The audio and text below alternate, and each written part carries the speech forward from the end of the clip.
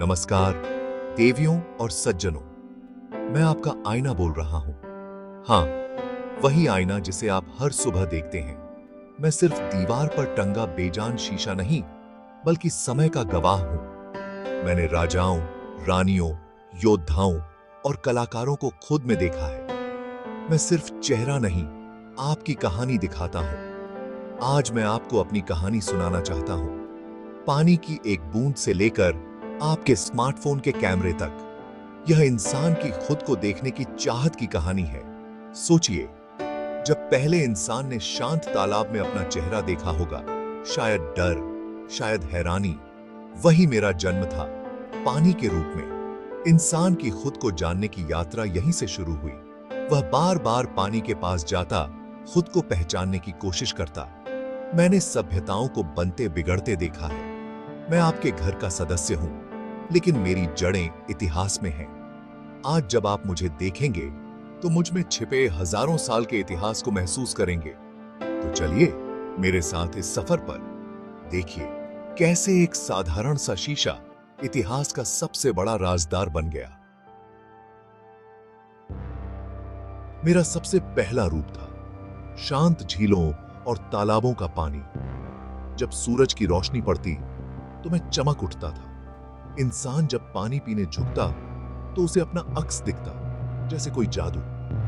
यहीं से इंसान और मेरे बीच रिश्ता बना। फिर इंसान ने ऑब्सीडियन नामक ज्वालामुखी पत्थर खोजा, उसे घिसकर आईना बनाया। अब उसे तालाब के किनारे जाने की जरूरत नहीं थी। ऑब्सीडियन मेरा पहला ठोस रूप था, छोटा, सुलभ, साथ रखने लायक। फिर मेसोपोटामिया और मिस्र में तांबे और कांसे के आईने बने। ये मेहनत से चमकाए जाते और सिर्फ अमीरों के पास होते। मिस्र की रानियां घंटों मेरे सामने श्रृंगार करती थीं। मैं उनकी पहचान का हिस्सा था। रोमन साम्राज्य में चांदी के आईने आए, और भी चमकदार और भी प्रतिष्ठित। पानी से शुरू हुआ मेरा सफर अब महलों तक पहुंच चुका था। धातु के आईने अच्छे थे, पर जल्दी खराब हो जाते थे। इंसान को एक ऐसे आईने की तलाश थी जो हमेशा नया जैसा दिखे। पहली सदी में लेबनान में कांच के पीछे धातु की परत लगाने की तकनीक आई। यहीं से कांच के आईने का जन्म हुआ।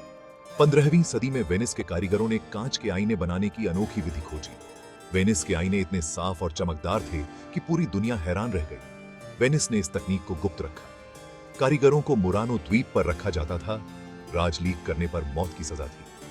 वेनिस के आईने सोने चांदी के भाव बिकते थे। राजा नवाब इन्हें खरीदने को बेताब रहते। मैं विलासिता की सबसे बड़ी निशानी बन गया। सोने चांदी के फ्रेम महलों की दीवारों पर। फ्रांस के वर्साय महल का हॉल ऑफ मिरर्स मेरी शान का सबसे बड़ा उदाहरण था। मेरा मूल्य मेरी चमक में नहीं, मेरी दुर्लभता में था। वेनिस के कारीगरों ने मुझे रहस्य बना दिया था। सिर्फ राजा महाराजा ही मुझे खरीद सकते थे। मुझे रखना ऊंचे दर्जे की निशानी थी। लोग मुझे अपनी दौलत दिखाने के लिए इस्तेमाल करते थे। फ्रांस के राजा लुई 14वें ने वर्साय का शीश महल बनवाया, दुनिया को अपनी ताकत दिखाने के लिए। भारत में भी मुगल और राजपूत राजाओं को मेरा शौक था। आमेर किले का शीश महल इसका उदाहरण है। हजारों आईनों में मोमबत्ती की रोशनी तारे जैसी चमकती। धीरे धीरे दूसरे देशों ने भी आईने बनाने की तकनीक सीख ली। फ्रांस, जर्मनी, इंग्लैंड में आईनों का उत्पादन बढ़ा। मैं महलों से निकलकर अमीर व्यापारियों और जमींदारों के घरों तक पहुंचा। अब मैं कुछ खास लोगों की चीज से सबके लिए जरूरी बनने वाला था। 19वीं सदी में जर्मन वैज्ञानिक जस्टिस वॉन लिविग ने सिल्वरिंग तकनीक खोजी।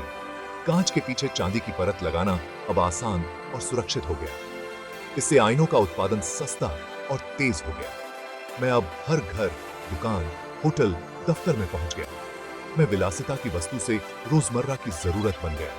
मेरा विज्ञान भी दिलचस्प है। प्रकाश की किरणें मुझसे टकराकर वापस लौटती हैं, जिससे छवि बनती है। कांच के पीछे की चांदी की परत लगभग 99% प्रकाश लौटाती है। मैं आपको उल्टा दिखाता हूं, दाएं बाएं का फर्क। इसे लेटरल इन्वर्जन कहते हैं। विज्ञान ने मुझे सबके लिए सुलभ बना दिया, लेकिन मेरी अहमियत और भी बढ़ गई। जैसे जैसे मैं आम हुआ, मुझसे जुड़ी कहानियां और अंधविश्वास भी बढ़े। कई संस्कृतियों में माना गया कि मैं आत्मा को कैद कर सकता हूं। मृत्यु के बाद आईने ढक दिए जाते थे। सबसे मशहूर अंधविश्वास, आईना टूटना 7 साल का दुर्भाग्य लाता है। यह मान्यता प्राचीन रोम से आई। रोमन मानते थे कि आईना आत्मा का हिस्सा दिखाता है, इसलिए उसका टूटना अशुभ है। मैं लोक कथाओं और परियों की कहानियों में भी रहा। स्नो व्हाइट का जादुई आईना, ड्रैकुला की कहानी। पिशाचों का आईने में अक्स नहीं बनता क्योंकि उनमें आत्मा नहीं होती। भविष्य देखने के लिए भी मेरा इस्तेमाल हुआ, कैटोक्ट्रोमेंसी। इंसान हमेशा मुझ में कुछ रहस्यमयी खोजता रहा है। मैं सिर्फ शीशा नहीं, एक दूसरी दुनिया का दरवाजा भी हूं। आज मैं आपके जीवन के हर पहलू में हूं। बाथरूम, गाड़ी, फोन। मेरा रूप बदला है, पर काम वही, आपको दिखाना। आप मेरे बिना घर से निकलने की कल्पना भी नहीं कर सकते। मैं आपके आत्मविश्वास का पहला गवाह हूं। विज्ञान और तकनीक में मेरी भूमिका बड़ी है। दूरबीन, लेजर, कैमरे, सोलर पैनल, हर जगह मेरा सिद्धांत। कला में भी मैं प्रेरणा हूं। चित्रकारों के आत्मचित्र, फोटोग्राफरों की रचनाएं। मेरा सबसे अहम काम आपको खुद से मिलाना। आप मुझ में सिर्फ चेहरा नहीं, अपनी भावनाएं, अपनी कहानी देखते हैं। भाग दौड़ भरी जिंदगी में मैं आपको खुद से जुड़ने का मौका देता हूं। एक छोटा सा आत्मचिंतन। अगली बार जब आप मेरे सामने हो, अपनी आंखों में देखिए, अपनी कहानी को पहचानिए। असली जादू आपके अंदर है। धन्यवाद।